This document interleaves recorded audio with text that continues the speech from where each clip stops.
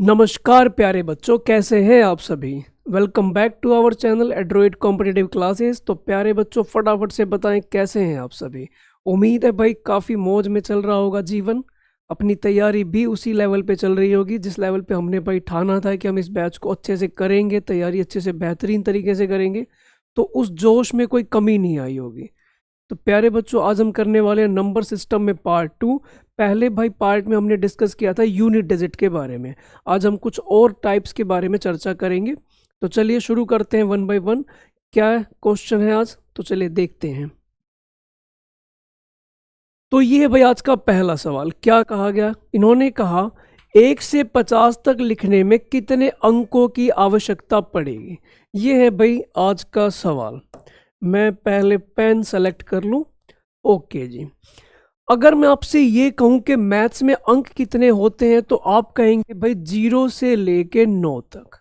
ये है अंक, टोटल ये 10 होते हैं संख्या में। ठीक है, टोटल 10 है ये, और 0 से लेके 9 तक इनकी बात की जाती है। अगर मैं इन्हीं को इकट्ठा करके लिख दूं, जैसे मैंने 2 अंकों को इकट्ठा किया तो ये एक संख्या बन गई। मान लीजिए मैंने इनको 3 अंक को इकट्ठा किया तो ये एक संख्या बन गई 3 अंकों वाली। तो ये अंक कहलाते हैं, जिनको आप इकट्ठा लिखते हैं तो संख्या बनती है। ठीक, अब इन्होंने वही बात कही कि 1 से 50 तक अगर मान लीजिए मैं संख्याएं लिखता हूं तो कितने अंकों की आवश्यकता पड़ेगी।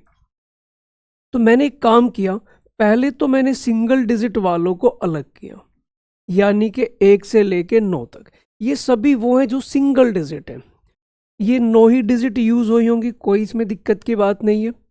लेकिन जैसे ही हमने 10 से लेके बात की होगी कहाँ तक, 50 तक।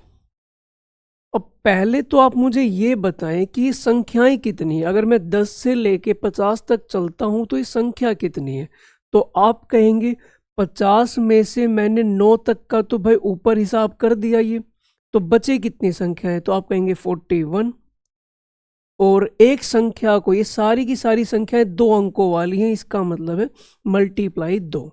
यानी कि मैं ये कहूँगा कि 82 डिजिट तो ये हो गई, 9 डिजिट ये हो गई। कुल मिला के आप ये कह सकते हैं 91 अंकों का यूज हुआ होगा, यानी कि यहाँ पर ऑप्शन नंबर सी सही होगा। क्या ये बात समझ में आई सभी को। मैंने पहले सिंगल डिजिट को अलग किया है, उसके बाद 2 अंक वाली संख्याओं को अलग किया, इन दोनों को जोड़ा, 91 मेरा आंसर आया। और ये आप कह सकते हैं कि सही जवाब होगा। क्लियर है प्यारे बच्चों। चलिए अगले सवाल पे चलते हैं। क्या कहा गया, 1 से लेके 100 तक कितने अंक यूज होंगे। इसमें ज़्यादा मुश्किल सवाल नहीं आते प्यारे बच्चों, तो आप समझे ज़रा, बस इसे अप्लाई कर लें। 1 से लेके मैंने पहले 9 तक लिखा, यानी कि सिंगल डिजिट को लिखा, वो है 9। उसके बाद 10 से लेके मैंने लिखा 99 तक, यानी कि ये कितने हैं भाई। तो आप कहेंगे भाई 90। और ये 2 अंक इसमें यूज हो रहे हैं, यानी कि 180 टोटल। समझना जरा, 9 अंकों को आपने अलग किया।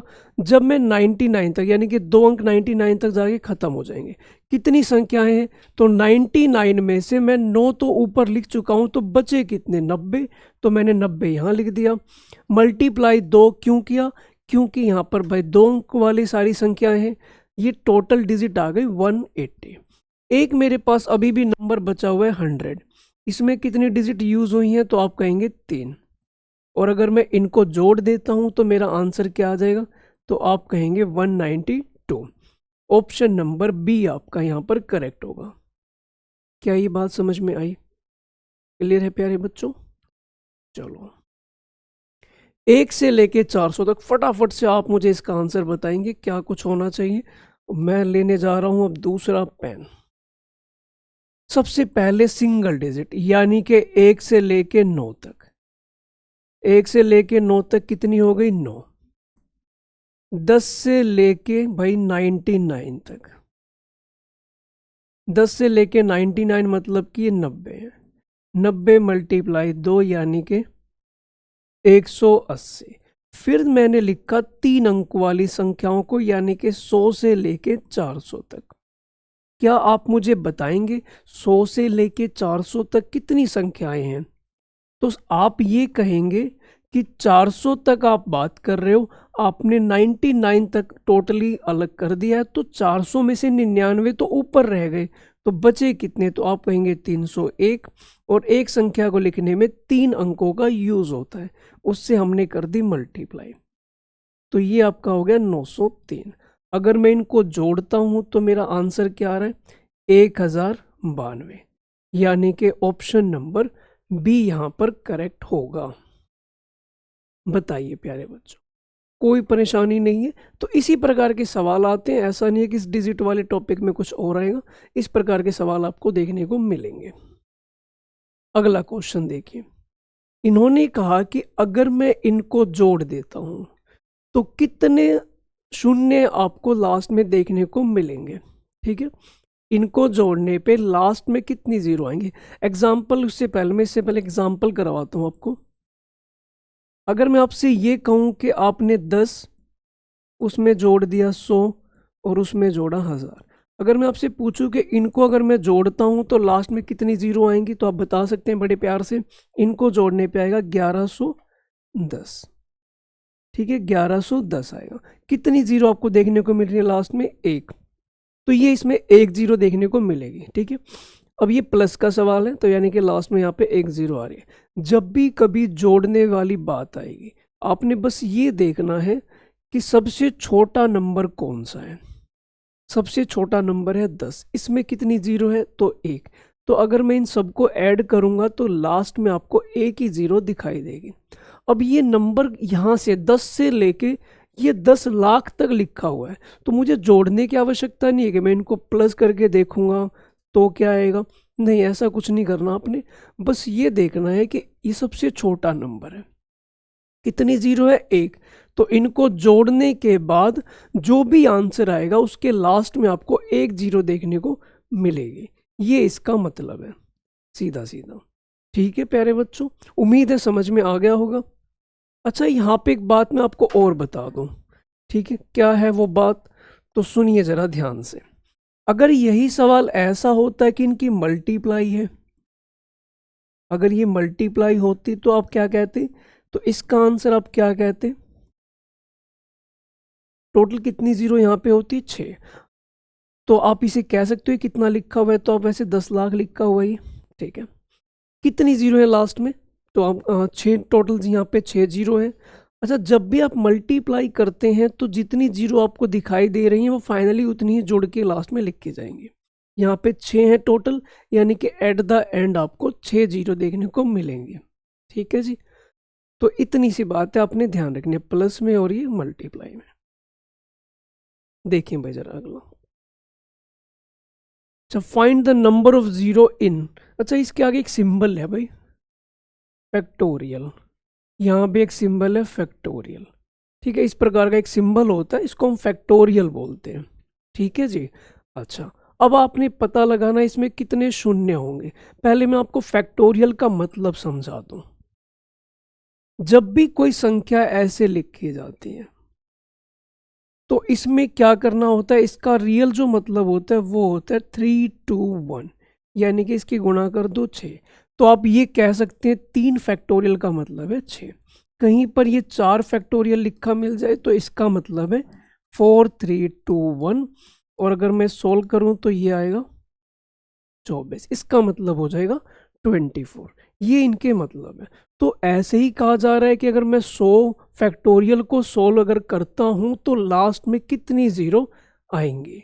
ठीक है प्यारे बच्चों, तो ये आपने पता लगाना है कि लास्ट में कितनी जीरो होनी चाहिए।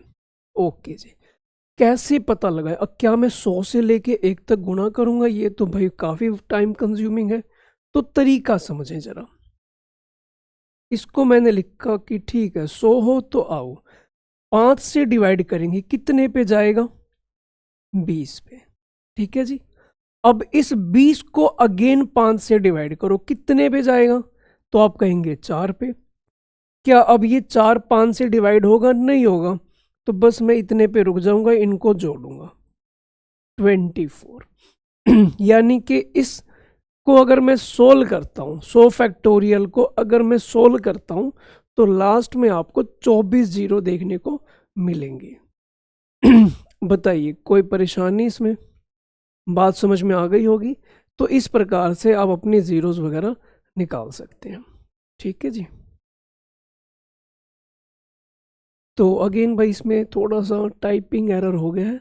ये फैक्टोरियल है भाई, ठीक है। 400 फैक्टोरियल, इसमें कितनी ज़ीरो होंगी बताएं फटाफट से। तो 400 फैक्टोरियल का मतलब क्या है? मैंने इसे डिवाइड किया 5 से, कितने पे जाएगा? तो आप कहेंगे 80 पे। 5 से मैंने अगेन इसको डिवाइड किया, कितने पे जाएगा? 16 पे। 5 से इसको डिवाइड किया, आप कहेंगे सर ये 16 तो 5 से डिवाइड ही नहीं होता। तो हमें सिर्फ कोशेंट देखना है, प्रॉपर डिवाइड हो या ना हो हमें उससे कोई मतलब नहीं। 16 को अगर मैं 5 से भाग करता हूं तो क्या आ जाएगा कोशेंट या भागफल क्या होगा? तो आप कहेंगे 3। अब इस 3 को अगर मैं भाग करूंगा तो नहीं होगा, तो बस मैं यहीं रुक जाऊंगा। अगर मैं इन सबको ऐड करता हूं तो कितनी ज़ीरो आएंगी? 99। यानी कि आपका ऑप्शन नंबर ए यहाँ पर करेक्ट हो जाएगा। बताइए कोई दिक्कत परेशानी? आ गया होगा समझ में अच्छे से? बोलो प्यारे बच्चों। अगला देखें, कह रहे हैं कि अगर मैं इन सब की मल्टीप्लाई कर दूं तो बताओ लास्ट में कितने शून्य होंगे? इन सब की मल्टीप्लाई, 1 है, 2 है, फिर 3 है, 4 है, और लास्ट में कितना है? 1000। आप एक बात बताओ, क्या मैं इस पूरे की जगह पर प्यार से 1000 फैक्टोरियल लिख दूं? ऐसा लिखा जा सकता है। तो मैंने लिखा 1000 फैक्टोरियल। अब मुझे देखना है इसमें कितनी जीरो, और इसमें तो भाई आप एक्सपर्ट हो चुके हो। मैंने इसको भाग किया 5 से, तो ये गया 200 पे। अगेन इसको 5 से भाग किया, ये गया 40 पे। फिर मैंने इसको 5 से भाग किया, ये गया 8 पे। 8 को 5 से भाग किया तो 1 पे। और अगर मैं इन सभी को जोड़ देता हूं तो आप देख पा रहे हैं जो आपका आंसर आएगा वो 249। ऑप्शन नंबर डी करेक्ट होगा। बताइए कोई दिक्कत परेशानी कोई समस्या? सब कुछ अच्छा चल रहा है, बस आप ध्यान से भाई वीडियो देखते रहें और समझते रहें। संख्याएं, ये आपको कुछ भाई सम संख्याएं गिवन है, इवन नंबर गिवन है। अगर मैं इन सब की गुणा कर देता हूं तो गुणनफल के अंत में कितने शून्य होंगे पता लगाओ। ओके, कोई मुश्किल बात नहीं। 2 4 6 8, लास्ट में है 100। मुझे करनी है इनकी मल्टीप्लाई, तो मैं मल्टीप्लाई तो नहीं करूँगा, ठीक है, क्योंकि इतना वक्त नहीं है हमारे पास। तो क्या करेंगे समझे ज़रा। इन्होंने क्या कहा, इनकी गुणा करो, मैंने कहा नहीं करूँगा। तो फिर क्या करेंगे समझे। ये सभी के नंबर 2 के पहाड़े के हैं, मैंने सभी से एक 2 कॉमन ले लिया, लेकिन ये मल्टीप्लाई में है 2 से लेके 100 तक। क्या ये 50 नंबर रहे होंगे? तो जब मैं यहाँ पे 2 लिखूंगा तो ये 50 बार कॉमन लिखा जाएगा, 2 की पावर 50। यहाँ से 2 कॉमन ले लिया तो ये बच गया 1, इससे 2 कॉमन ले लिया तो ये बच गया 2, इससे हमने 2 कॉमन ले लिया तो बच गया 3, इससे तो ये बच गया 4, और लास्ट में ये लिखा जाएगा 50। बताओ प्यारे बच्चों क्या ये बात समझ में आई? बोलो हाँ। इस पूरे की जगह पर हम लिख सकते हैं 50 फैक्टोरियल। अब आपको पता ही है 50 फैक्टोरियल को सोल्व कैसे करना है।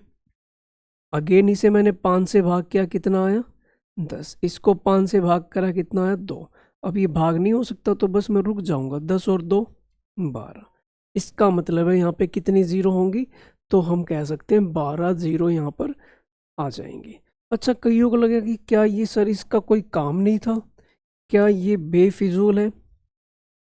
देखो प्यारे बच्चों, एक बात मैं आपको बताता हूँ, कभी भी जीरो की जो फॉर्मेशन होती है, अगर मैं मल्टीप्लाई कर रहा हूँ और अगर मान लीजिए जीरो आ रहा है, तो जीरो आने के पीछे वजह क्या है? तो जितनी बार 2 और 5 की मल्टीप्लाई होगी उतनी जीरो तैयार होती हैं, ठीक है। जितने 2 और 5 के पेयर बनेंगे उतनी ही जीरो आएंगी। अब क्या होता है, जब इसकी मल्टीप्लाई होती है तो रियल में जितने इसके अंदर 2 और 5 छुपे हुए हैं उन्हीं की मल्टीप्लाई होती है, जो जीरो के तरीके से बाहर निकलते हैं उन्हीं को हम कह देते हैं जीरो। जितने पेयर उतनी जीरो। और जब भी कोई फैक्टोरियल सॉल्व होता है, इसके अंदर 2 की संख्या ज़्यादा होती है, 5 की कम होती है। ठीक है, तो 5 से भाग करने के पीछे रीज़न यही है कि मैं पता लगा रहा हूँ कि 5 के पेयर कितने हैं। तो 5 के जब हम पेयर निकालते हैं और 2 वाले तो हमेशा ज़्यादा होते हैं, तो मैं ये 12 का रियल मतलब पता है कि आपका, कि इसके अंदर 5 जो है वो 12 बार आया होगा और 2 उससे भी कहीं ना कहीं ज़्यादा ही रहा होगा। ठीक है, और ये तो सिर्फ 2 है, इसका हम करें क्या, इसके अंदर ही 2 इससे भी ज़्यादा है, तो यहाँ पे इसका कोई यूज़ नहीं होगा। ठीक है, ये फिलहाल यूजलेस है, इसलिए अब सिर्फ हमने इसको सोल्व किया। क्या ये बात समझ में आई? क्या मैं जो भाषणबाजी कर रहा हूँ तो मैं समझ में आ रही है? बोलो जल्दी से, मुझे कमेंट करके बताओ। संख्याएं कह रहा है, इनको अगर मैं आपस में गुणा कर दूं तो बताना गुणनफल के अंत में शून्य कितने होंगे। अब ये देखते हैं भाई कैसे करेंगे, बहुत ही खूबसूरत सवाल। 1 3 5 7 ऐसे ही चलता जा रहा है 99, और एक नंबर है 128। कह रहा है इनकी गुणा करके बताओ कितनी जीरो आएंगी। ठीक है प्यारे बच्चों, अब ये कोई फैक्टोरियल तो बन नहीं सकता क्योंकि लगातार नहीं है। मुझे यहाँ पर क्या करना होगा, मुझे पता लगाना होगा कि इसके अंदर 2 और 5 के कितने जोड़े बनेंगे, ये आपको पता लगाना है। ठीक है जी, चलिए देखते हैं। 5 के बारे में देखते हैं। यहाँ से लेके यहाँ तक 5 ही 5 मिलेंगे, 2 तो है ही नहीं क्योंकि सारे की सारी संख्याएं कैसी हैं, ओड हैं। हमने देखा इसके अंदर 5 है, 15 भी रहा होगा, 25, 35। शॉर्ट में बताऊंगा मैं आपको कैसे आप ये आराम से कर सकते हैं। 55, 65, फिर 75, 85 और 95। ये तो मैंने इसके अंदर जो 5 वाली टर्म्स हैं वो सारी की सारी लिख दी। अच्छा, 2 वाली इसके पास है, इसको मैं लिख सकता हूँ, ये 2 जो है वो 7 बार है। 128 का मतलब होता है 2 7 बार, तो उसे 128 बोलते हैं। ये तो श्योर हो गया मैं कि इस पूरे सवाल में 2 कितनी बार है, तो 7 बार है। 5 देख लेता हूँ, 5 वाली संख्या देखना यहाँ पे कितनी सारी है, 10 है। 5 इसमें 10 है, वैसे 10 से ज़्यादा ही है। 10 से ज़्यादा क्यों है हमें बताओ। मैंने कहा ओके, तो सुनो फिर पूरी बात। 25 का मतलब होता है 5 गुणा 5, तो 2 बार तो इसके अंदर भी छुपा हुआ है। 75 का मतलब भी तो यही होता है, 5 गुणा 5 गुणा 3, 2 बार तो 5 इसके अंदर भी छुपा हुआ है। यानी कि वैसे तो ये कितनी बार हो गए, 12 बार। ठीक है, इस 25 का मतलब भी मैं लिख देता हूँ 5 गुणा 5। कुल मिला के ये 12 बार 5 है, और 2 कितनी बार है, 7 बार। तो जोड़े कितने बने, 7 ही तो बने। तो बस आप बड़े प्यार से कह सकते हो 7 हमारा आंसर होगा। हालांकि हमें ये लिख के देखने की कोई आवश्यकता नहीं है। अगर आप 1 से लेके जाते हैं 99 तक, हर लाइन में एक 5 की टर्म जरूर आएगी, 5 है, 15 है, 25 है, एक टर्म जरूर आएगी, तो टोटल 10 हो जाएंगी। अब 2 कितनी बार है, 7 बार, तो पेयर कितने बने, 7 ही बनेंगे। ठीक है, हमें तो कम वाला देखना होता है, 2 हो 5 हो हमें क्या फ़र्क पड़ता है, हमें कम देखना है। तो 7 ही पेयर बने, 7 हमारा आंसर होगा। बताइए समझ में आ रही है बात, कोई परेशानी तो नहीं ना। चलो फिर आगे बढ़ते हैं। अब ये देखो, अच्छा इसमें भी थोड़ा सा मिसिंग है। आज तो भाई टाइपिंग में बड़ी सारी दिक्कत आई है, कोशिश करेंगे भाई आगे से ये चीज़ ना हो। ठीक है, देखें ज़रा। हमने देखा कि इसकी गुणा करनी है और पता लगाना है लास्ट में कितने शून्य होंगे। ये सब मल्टीप्लाई में है। ठीक है, मैं पहले फैक्टोरियल को सॉल्व करूं। 241 में कितनी जीरो है, 5 से भाग करेंगे, वेरी गुड। 5 से भाग करा तो 48। अब इसको फिर 5 से भाग करा 9 पे, फिर 5 से भाग करा 1 पे, कुल मिला के हम कह सकते हैं 58 जीरो। 58 जीरो तो इसके अंदर है। ठीक है, जो इसके अंदर समाधि लिए हुए हैं वो भाई 58 जीरो है। इसके बावजूद ये भी तो हैं, इनको भी मैं चेक करूंगा कि बताओ कितनी जीरो छिपी हुई हैं। उसको भाई मैं दूसरे पेन से चेक करूंगा, देखना कैसे। 25 का मतलब है 5 गुना 5 और 35 का मतलब है 7 गुना 5। कुल मिला के 5 कितनी बार है इसके अंदर हिडन? 3 बार। ठीक है, दिख रहे हैं आपको। 12 की बात कर, उसके अलावा 2 की बात करते हैं। 24 का मतलब होता है 2 × 2 × 2 × 3। इसके अंदर भी 2 हो सकता है, इसका मतलब है 2 × 2 × 3। यानी कि अगर मैं देखूं तो इस वाले सेक्शन में 5 कितनी बार है? 3 बार। 2 कितनी बार है? तो 5 बार। हमें देखना है पेयर कितने बनेंगे, तो पेयर तो 3 ही बने। यानी कि आप कह सकते हैं इस वाले हिस्से से मुझे 3 जीरो और मिलेंगे। कुल मिला के कितनी जीरो हो जाएंगी? 61। यानी कि ऑप्शन नंबर ए आपका यहाँ पर करेक्ट होगा। कोई दिक्कत नहीं है, परेशानी नहीं है, बात समझ में आ गई? ओके जी, बस मैं यही सुनना चाहता था। ठीक है, अब सवाल देखें। बार वाले क्वेश्चन काफ़ी महत्वपूर्ण है, एग्जाम में भी देखे जाते हैं और काफ़ी छोटा ही क्वेश्चन आता है, ज़्यादा मुश्किल नहीं देते। समझना, हमें इसे बार की फॉर्म में लिखना है। बार की फॉर्मेशन होती कि कब है? सपोज मैं आपसे ये कहूँ कि जाओ आज तुम डिवाइड करके लाओ 10 को 3 से। तुमने भाग करना शुरू किया, अब ये नहीं जा रहा तो डेसिमल, फिर मैंने देखा 3 पे, और मैं भाई जिद पकड़े बैठा हूँ कि आज तो मैं भाग करके रहूंगा, और मैं देख रहा हूँ कि भाग तो हो ही नहीं रहा, खत्म ही नहीं हो रहा, ये चलता ही जा रहा है। ये भाई जीवन बीत जाएगा आपका, लेकिन ये भाग खत्म नहीं होगा। तो फिर क्या करेंगे? फिर क्या, अब मैं आगे भाग ही नहीं करूंगा। ठीक है, तो ये आप देख पा रहे हैं 3 3 3 चलता जा रहा है। तो इसको हम कैसे लिखेंगे? तो मैंने देखा कि 3 3 तो खत्म ही नहीं हो रहा, तो इस बात को प्रेजेंट करने के लिए इन्होंने एक बार लिखा, जो कि इस प्रकार से प्रेजेंट करते हैं कि जो चीज़ रिपीट हो रही है उसके ऊपर हमें ये बार लिखना है। इतनी बात समझ में आई भाई? कोई दिक्कत नहीं है। 3.3 और उसके ऊपर बार, जो भी रिपीट होगा उसको बार की फॉर्म में लिखते हैं। अब सवाल आपके सामने एग्जाम में आएगा कि इसको जरा फ्रैक्शन में लिख के बताएं। वैसे इसका जो फ्रैक्शन मान होगा वो आपने तो देख ही लिया, 10/3 को आपने भाग किया, मतलब 10 को 3 से भाग किया था, तो ये इसका फ्रैक्शन मान आया था, बार की फॉर्म में आया था, सॉरी। कोई परेशानी नहीं, ये बात समझ में आई। अब देखिए जरा कन्वर्ट कैसे करते हैं वो समझते हैं। तो ये देखो भाई, ये हमने ऐसे लिखा, ठीक है, ये दिया हुआ था, पूरा नंबर है ये 6। 6 में से किसके ऊपर बार नहीं है? तो 0 पे नहीं है, तो ये हमने लिख दिया डिवाइड में। अब डिवाइड में क्या आएगा देखना, डेसिमल के बाद, दशमलव के बाद कितने अंकों पे बार है? तो उतने 9 लगाने हैं। तो एक ही अंक था जिस पे बार था, बाई चांस कोई ऐसा होता जिस पे बार ना हो तो उसके नाम के मैं 0 लगाता। तो बस खत्म है 6/9। हालांकि ये कट रहा है लेकिन ऑप्शन इन्होंने ऐसा ही दे रखा है 6/9, तो हमारा वही आंसर होगा।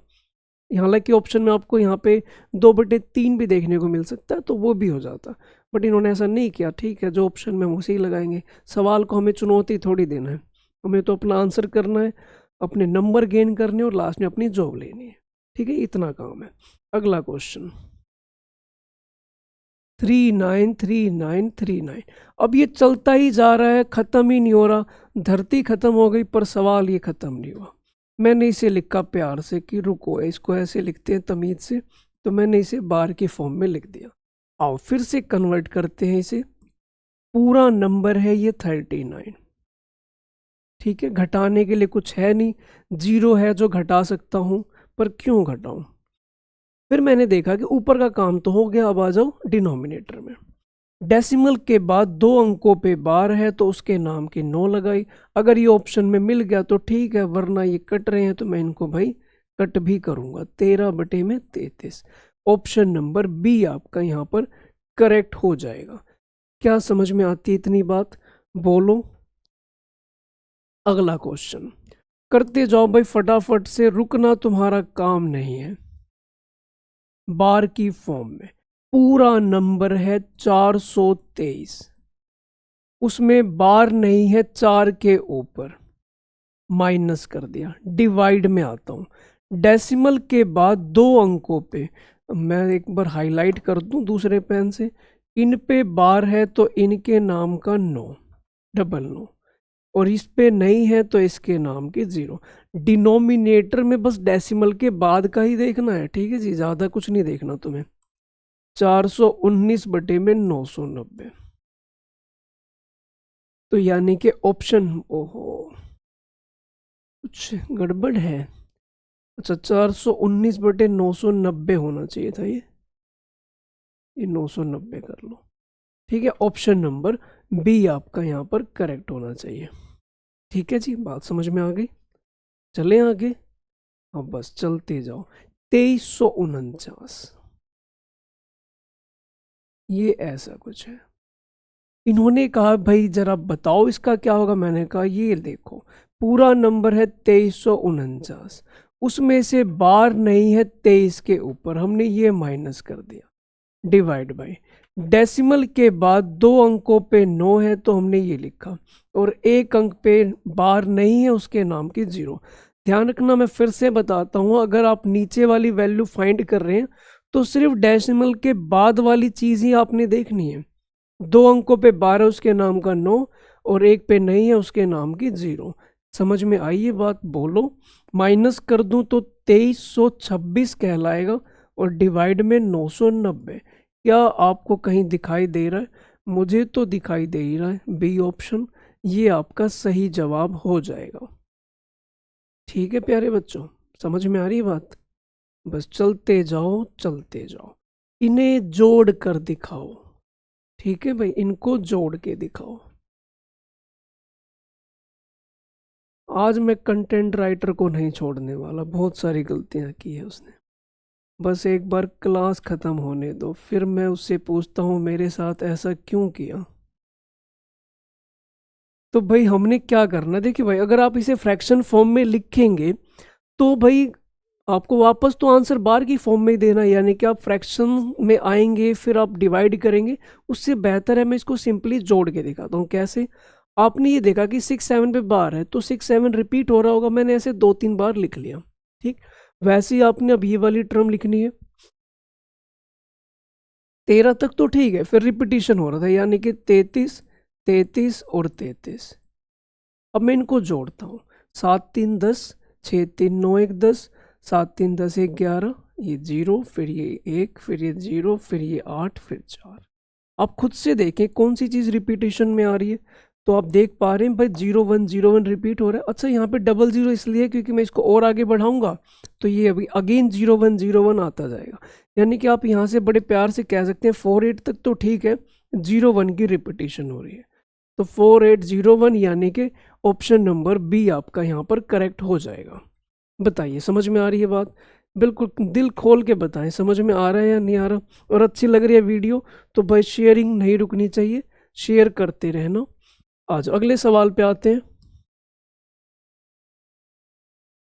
तो इन्होंने कहा कि एक नंबर ये है और दूसरा नंबर ये, इनका डिफरेंस निकालना है, और ऑप्शन आप देखें तो बार के फॉर्म में है। ठीक है जी, हमने क्या किया, इसको फिर से वैसा ही लिखा, 5.7676, 2 3 बार आप लिख लेंगे। उसमें से माइनस करना है 2.33 है, तो ये हमने 333 माइनस कर दिया। सब्ट्रैक्ट करते हैं तो ये 3 आ गया, ये 4 आ गया, अगेन ये 3 ये 4, ये 3 ये 4, और ये 3 एज इट इज। हमने देखा कि 3 तो यहाँ पे है, 4 3 रिपीट हो रहा है, बस खत्म भाई खत्म, मेरे को आंसर मिल गया। तो देखना 3.43 कहाँ है, ये रहा, पकड़ो, डी ऑप्शन करेक्ट है। आगे बात समझ में? बोलो। अब बोल तो सकते नहीं तुम, खैर तुम लिख के ही बताओ मुझे क्या समझ में आ रही है कहानी। अगला क्वेश्चन, जोड़ना है। अब तो तुम एक्सपर्ट हो चुके हो, मुझे तो ऐसा ही लग रहा है। क्या तुम्हें खुद भी ऐसा लग रहा है? मैंने इसे 2 3 बार लिख लिया। 1 1 है, 1 पे बार है तो मैंने एक एक को ऐसा लिख लिया। फिर 0.6 पे बार है तो मैंने 6 को भी ऐसे ही लिख लिया। फिर आ रहा है 0.002, यानी कि 2 2 2, इनको जोड़ना है। तो जब मैंने इनको जोड़ा तो ये 9 आया, ये 9, उसके बाद ये भी 9, फिर ये 9। इतना आसान है, बस मैं क्या ही बताऊं तुम्हें। मेरे पास तो शब्द ही नहीं है, कैसे बयां करूं मैं, कितना आसान है ये। अब इसमें क्या है भाई, 9 7 रिपीटेशन कहाँ से शुरू हो रही है, यहाँ से। तो 8 9 7 तक तो ठीक है, 9 पे बार लगेगा क्योंकि यहाँ से 9 से शुरुआत हुई है रिपीटेशन की। दिख रहा है आपको कोई आंसर? हाँ भाई, ऑप्शन नंबर डी आपका यहाँ पर करेक्ट हो जाएगा। बताएं, समझ में आ रही है बात? कोई परेशानी नहीं? चलें। ओ, तो बस आज के लिए इतना ही था। तो प्यारे बच्चों, उम्मीद है आपको ये टॉपिक समझ में आया होगा। एक हमने जीरोस का टॉपिक किया, यूनिट का किया कि कितनी डिजिट होंगी उसमें, और दूसरा हमने किया बार वाले क्वेश्चंस। तो ये हमने टॉपिक चर्चा करी, इनकी छोटे छोटे टॉपिक्स हैं बट एग्जाम में अक्सर देखे जाते हैं नंबर सिस्टम में। तो प्यारे बच्चों, इनको एक बार फटाफट से आप रिवाइज कर लेना ताकि कोई डाउट आए तो उसे समझ सको, और जो भी प्रॉब्लम आती है हमें कमेंट करके बता सकते हो।